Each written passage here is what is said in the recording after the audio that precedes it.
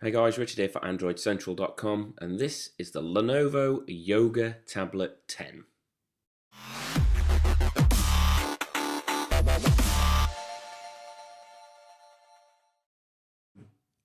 So this is Lenovo's latest Android tablet. This is the 10-inch version of the Yoga. We've also got an 8-inch version, and it all hinges around an innovative stand on the bottom.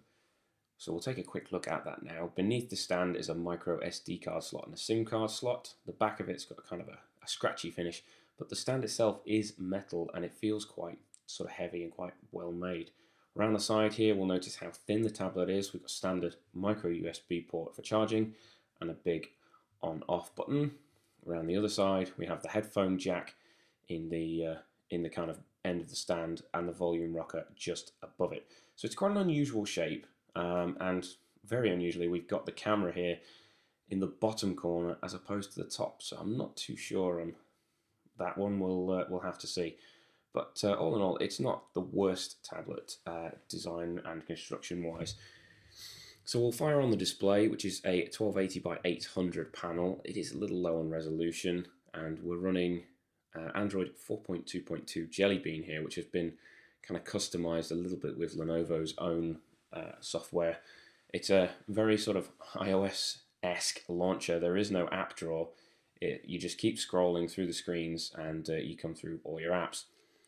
Quick draw here in the top has also been customized a little bit with Lenovo's own icons. So we'll dive in and take a look at the settings and what we're dealing with. So we have, as we said, got Android 4.2.2 Jelly Bean. And it's been customized. It's not offensive, but it's definitely different to the standard Android experience.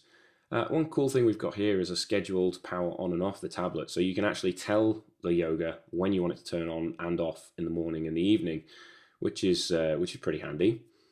Storage-wise, we're looking at 16 gigabytes of onboard storage, but there is a micro SD card slot around the back to expand that. So we'll jump back in here and take a quick look at some of these options. We've got things here for Dolby and brightness and some of the usual things that we find in the Android quick settings drawer. This one here is for the different modes, so you can switch between 3 different viewing modes: one for the stand, one for holding it, and one for when it's kind of propped up. Tilt mode they call it, and it just changes the way the screen looks. And I've actually found that stand mode generally looks the best whichever orientation you're holding it in. So as we mentioned, it's been customized. There's quite a few apps here preloaded. You've got all the Google stuff, but you've also got a bunch of other stuff as well, and we'll list through that in the full review. We've also got this legacy menu button down the bottom here with a very gingerbread-esque menu. Going back to the hardware though, we'll be looking at these 2 front-facing speakers. They are loud. We've got Dolby software on board, and we'll crank them up and we'll give a little test here of what they're like.